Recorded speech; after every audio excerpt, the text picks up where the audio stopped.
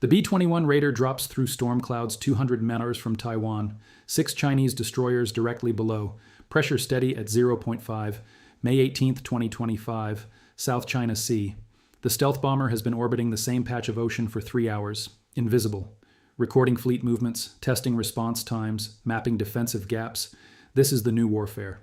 Presence without detection, until now. 2 J-20 fighters scramble from Hainan Island, not because they found the Raider. They didn't, because routine patrol puts them exactly where the bomber needs to pass through to reach Guam. Wrong place, wrong time, wrong geometry. Lead interceptor climbs through weather, emerges into clear sky above the storm deck. His wingman follows. Both pilots scan empty air, following ground controllers' calculated guess about where an invisible aircraft might be. The flying wing slices through clouds 3 miles ahead. Morning sun catches its dark skin for 2 seconds. Just long. Enough! Visual contact. The J-20s bank hard, committing to pursuit they can't sustain. All units focus on grid sector 9. His mission brief was explicit. Avoid engagement. Maintain presence. Demonstrate capability in that order. The interceptors close distance, miles compressed to hundreds of yards. The Raider holds course, straight line over international waters, broadcasting one simple message. We can be here. You can't stop us. Lead J-20 pulls alongside the Senkaku Islands. Disputed rocks jutting from gray swells below, Japanese territory. Chinese claim, American indifference. The bomber passes directly overhead. Political statement written in contrails. The interceptors accelerate, cutting inside the bomber's turn. Aggressive positioning. The gap shrinks to visual range where stealth means nothing, where only speed and geometry matter. Weather builds ahead. Towering cumulus stacked to 40,000 FT. The storm system that's been tracking north all morning. The system that needs to land here by the Raider banks toward the weather. The J-20s match the turn, closing the envelope. They're not just intercepting anymore. They're herding, trying to force the bomber away from the storm, away from cover into clear sky where reinforcements can maintain visual contact. 3 Chinese destroyers alter course below, forming line between the bomber and the weather system. Naval blockade supporting aerial intercept.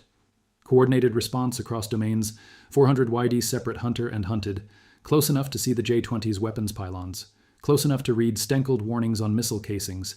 The lead interceptor fires flares, brilliant magnesium cutting across the bomber's nose. Visual warning, last chance to break off before this escalates past words and presence into something kinetic. The Raider doesn't break, doesn't acknowledge, maintains heading straight into the teeth of the weather system. The destroyers adjust. Course to block. White wakes marking their turn. Lightning flickers inside the storm wall. Thunder rolls across the water. The gap between aircraft and weather collapses 3 mi, then 2, then close enough to feel static charge building in the air. The J-20 rolls inverted, dropping directly across the bomber's flight path. Visual intercept becoming physical barrier. The American doesn't flinch, holds course, heading straight for the fighter blocking his path to cover. Physics and nerve. Someone breaks or someone dies. 4 seconds to decide. 3. The J-20 breaks, rolls out, pulls up hard. Momentum and geometry belong to the flying wing. Stealth bomber designed for straight-line penetration, not dogfighting, but built heavy enough that playing chicken favors mass over maneuverability. The Raider punches into the storm wall. Visibility drops to nothing. Rain hammers the canopy. Turbulence rocks the airframe. The bomber vanishes into weather the way submarines dive beneath waves. Both interceptors follow, committed now, can't let the target escape after establishing contact, screaming. Storm cell too violent for sustained pursuit. Lightning risk critical, fuel state margin. They ignore the warnings. Inside the storm, visual contact shatters. Cloud 2 cloud lightning illuminates the interior like strobe photography. One flash, there's the bomber. Darkness, another flash. It's gone. Thunder drowns out engine noise. Rain obscures canopy glass. The J-20s separate, trying to bracket the target they can't see. Relying on prediction and calculated guess on hope, the American holds heading through the chaos. It doesn't. The Raider banks hard left inside the storm, uses weather as concealment for maneuver, stealth fighter's natural habitat. By the time the next lightning flash reveals empty air where the bomber should be, he's already a mile off the expected course. The interceptors realize too late, split up in storm trying to find target that's ghosted them again. Lead fighter emerges from the cloud wall's far side. No contact, no visual, nothing. His wingman reports the same empty bomber dissolved into aosphere. 4 more J-20s arrive from Hainan. Reinforcements spreading out to establish wider search pattern. 6 fighters now hunting 1 bomber across 200 square miles of storm-racked ocean. Below them, the destroyer line maintains course. Radar sweetening, eyes scanning. Nothing. The weather system churns north. Lightning walks across wave tops. Rain falls in sheets that erase the boundary between sea and sky. Minutes pass. 5:10. Search pattern expands. Then visual contact. Northern edge of the storm. The flying wing emerges into clear air. Still heading for Guam, completely unhaired. 40 mi from where the interceptors expected it. The J-20s burn fuel racing to reacquire. Gap opens faster than they can close it. The bombers already beyond intercept geometry already won the tactical engagement by simply disappearing. 4 more J-20s scramble from mainland bases, then 6 more than 8 Chinese air defense throwing everything available at the problem. Not to shoot down the raider to maintain visual contact to prevent it from ghosting again, to demonstrate that American stealth doesn't guarantee American impunity. 14 interceptors converge on the bomber's position. Massive show of force pursuing single aircraft through international airspace. The formation coalesces around the flying wing, not attacking, not threatening, just present. 14 fighters maintaining a loose box that moves with the bomber towards long. Persistent escort. Sustainable pursuit. Message sent without firing a shot. We see you. We're here. This isn't your private ocean anymore. U.S. Pacific Command issues statement within the hour. Strategic reconnaissance operations continue per international law. No hostile actions reported. Beijing responds before American press finishes reading. Successful intercept and escort of foreign military aircraft demonstrates PLA readiness and territorial awareness.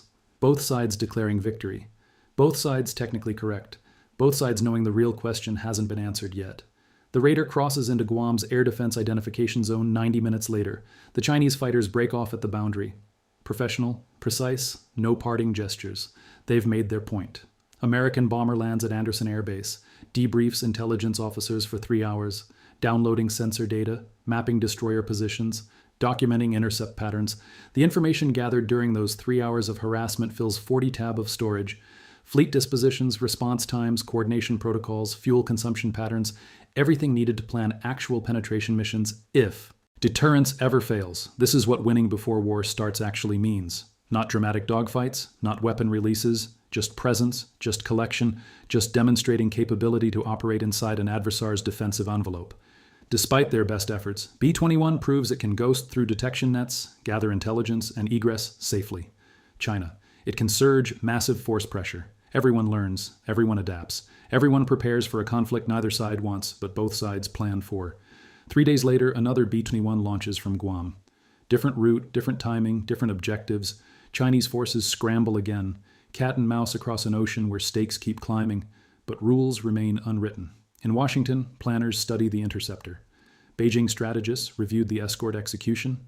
Both sides calculated, both sides adjusting, both sides understanding that the next encounter will be different because this encounter happened. The storm system that provided cover tracks north toward Japan. Satellite imagery shows clear skies returning to the South China Sea. Perfect flying weather, perfect visibility. Somewhere over the Pacific, another radar return appears that shouldn't exist. Another invisible aircraft testing boundaries, gathering data, demonstrating reach. Another scramble order issues. Another intercept launches. And somewhere in a command center, someone watches blinking icons converge and wonders if persistent shadowing is the new normal or just the prelude to something neither side has figured out how to prevent yet.